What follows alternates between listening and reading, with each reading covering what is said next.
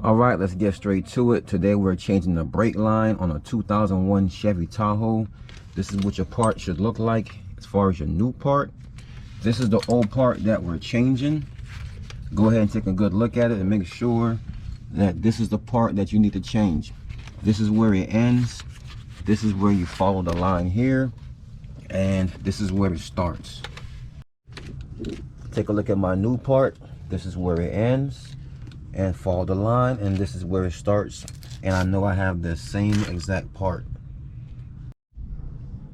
Make sure you have some cardboard rags or a bucket or something to catch this excess brake fluid that's going to come out when you break this line here and you break that line here. All right, there's two brackets that we have to remove. There's a 10mm here that holds this bracket, and up here there's another 10mm here.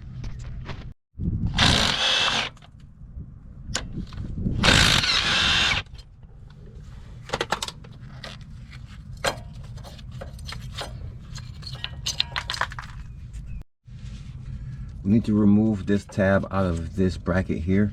So you're going to squeeze these two sides with some pliers, and then this should pull right out.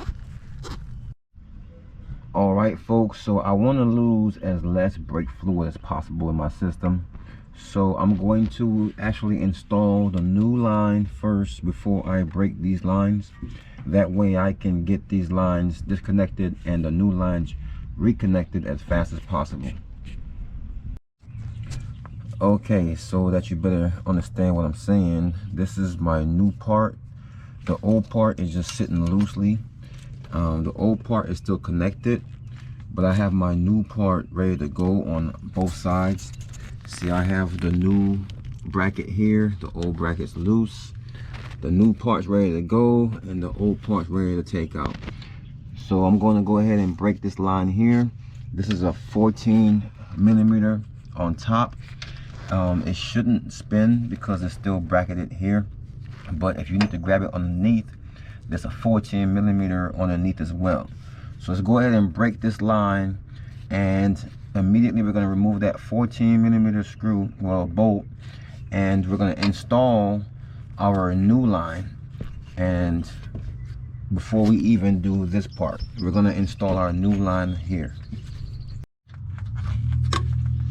Alright, so I was able to install the new part on this side. So now I'm just going ahead and tightening it up.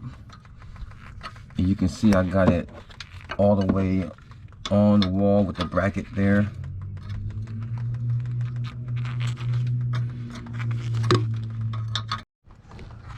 Now that we have this side tightened down and everything's good, now where this side is dripping, we need to hurry up and remove this bolt here and take off this plastic cap and install this side into the caliper.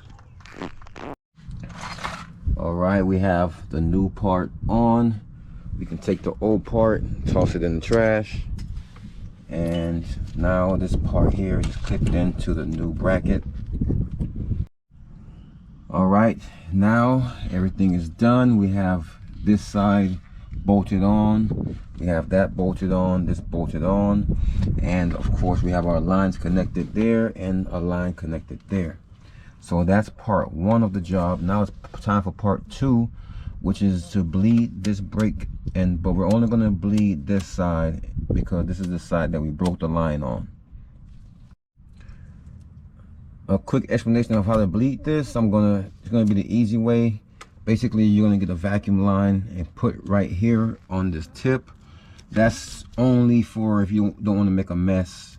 If you're doing it for yourself and you don't really care, just go for it, I guess. But the main thing you're going to want to do is you want someone inside so that they'll be able to press the brakes for you. You want to pump the brakes at least 3 or 4 times, and then crack this bleeder here and let the air bubbles come out, then close it back off, pump it up again, crack the bleeder, let the air bubbles come out, and once all the bubbles are out, then you close your bleeder off and your bleeding should be done. Be sure to keep your brake fluid topped off while you're doing this. Now that we're done with the bleeding process, the job is technically done. So we have our brake line on, everything is good to go. So let's go ahead and put our tire back on, let it down, and put our,